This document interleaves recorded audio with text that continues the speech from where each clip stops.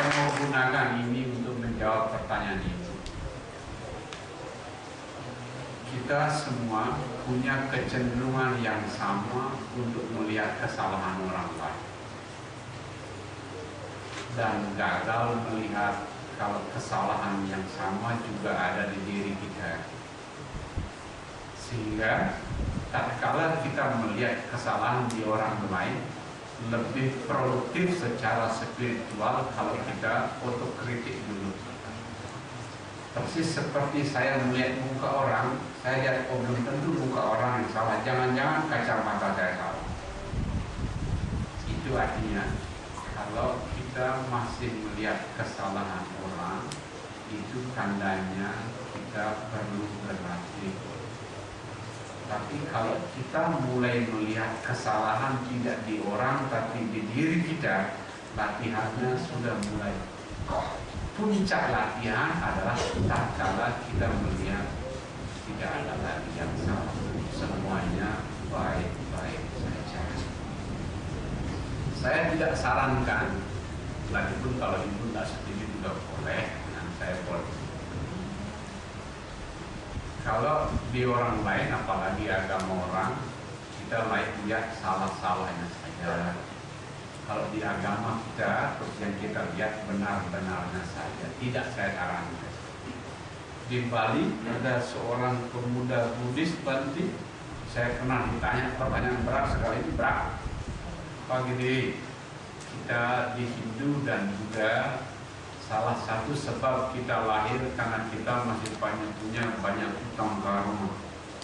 Tapi ada agama lain, dia nggak sebutkan agamanya. Dengan sekali datang ke tempat ibadah, kita minta maaf, seluruh karma negatif kita hilang. Yang benar yang mana?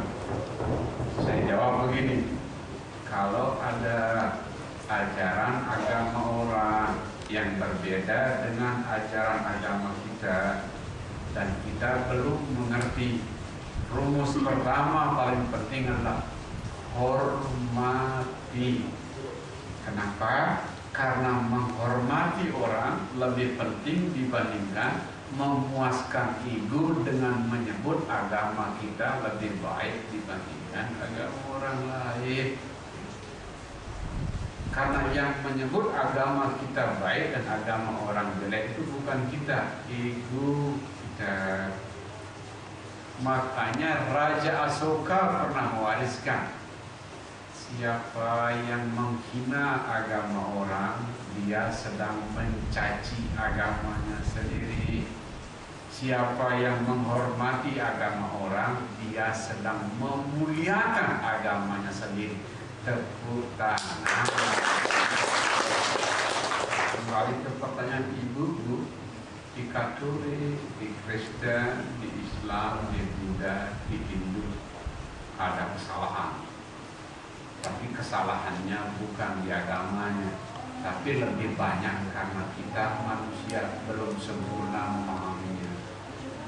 Saran saya ke ibu, kalau melihat orang salah, jangan terlalu cepat menyimpulkan orang salah. Jangan-jangan kesalahannya karena kita masih belum mengerti. Mirip dengan melihat tetangga marah-marah, belum tentu orang itu marah. Kalau istrinya nyuanya, tapi dibalik nyuanya itulah dia berniat biar anaknya sekolahnya baik, kan bagus. Ibu-ibu cerewet untuk anaknya biar belajar baik, kan bagus. Oh, dia cerewet untuk kebaikan anaknya. Oke. Jadi Bu, paham ya, dan minta maaf kalau jawaban saya tidak memuaskan. Jawaban saya sederhana. Tatkala melihat orang salah, coba periksa kacamata kita dulu. Jangan-jangan kesalahan bukan di orang, tapi kesalahan di kacamata kita sendiri. Senyum dong Bu buat saya.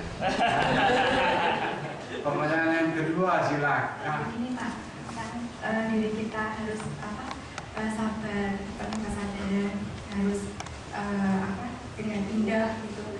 Kalau kita dihadapkan dengan kehidupan kenyataan pada saat ini, seperti mungkin pemerintahan atau apapun yang terjadi pada mungkin diri saya sendiri saat ini, di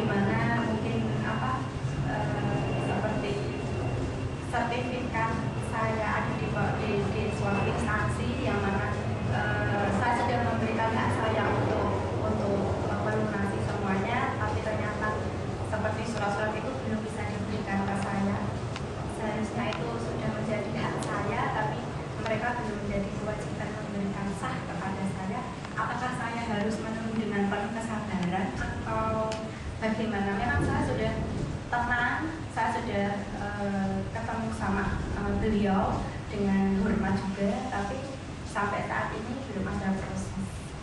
Apakah itu sudah latihan kesabaran atau belum? Terima kasih. Ada sebuah teori sosial yang menyebutkan man is a desire machine. Kalau manusia itu adalah mesin hasrat, dan saya sangat setuju dengan itu karena saya sering merasa kalau apa yang mengganggu dari praktek itu adalah keinginan-keinginan dan nafsu-nafsu. Apakah itu lazim manusiawi atau mungkin bagaimana cara mengikisnya, mengikis keinginan yang manusiawi itu agar tidak mengganggu praktek-praktek kita. Terima kasih. Saya tanya lagi. Saya sedikit terlewatkan pada waktu saya menyaksikan Pak Gede di Bali TV. Saya sangat tertarik sekali dengan pada saat Pak Gede membahas angka 0, keistimewaan dari angka 0 Pak Gede. Nah itu saya ingin mendalami sekali apa yang Pak Gede paparkan pada waktu itu Pak Gede. Dan itu yang pertama.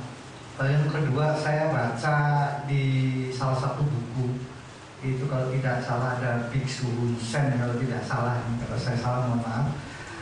Itu pada saat ditanya bahwa pencerahan itu apa, dia ketawa Pak Gede, terbahak bahwa ternyata semua tidak ada apa-apanya itu setelah terjadi pencerahan Pak Gede. Mohon penjelasannya Pak Gede. Yang pertanyaan kedua ya.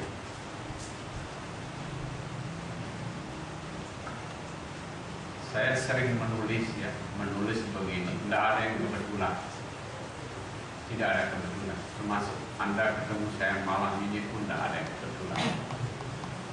Semuanya membawa pesannya masing-masing.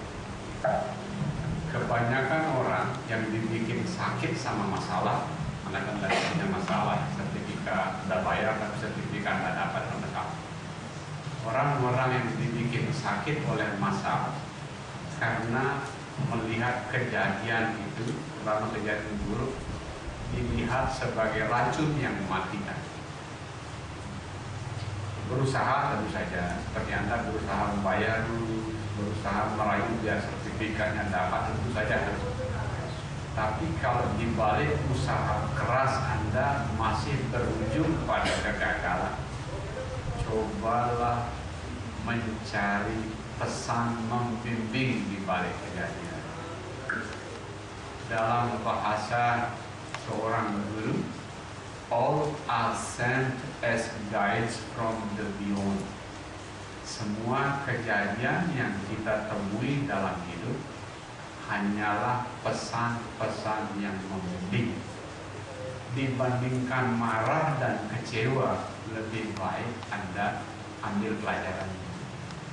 Bisa jadi Anda sekarang sebutlah dibohongin orang 50 juta, tapi karena Anda dibohongin orang 50 juta, Anda jadi hati-hati sekali. Lain kali Anda bisa selamat 50 miliar. Alhamdulillah.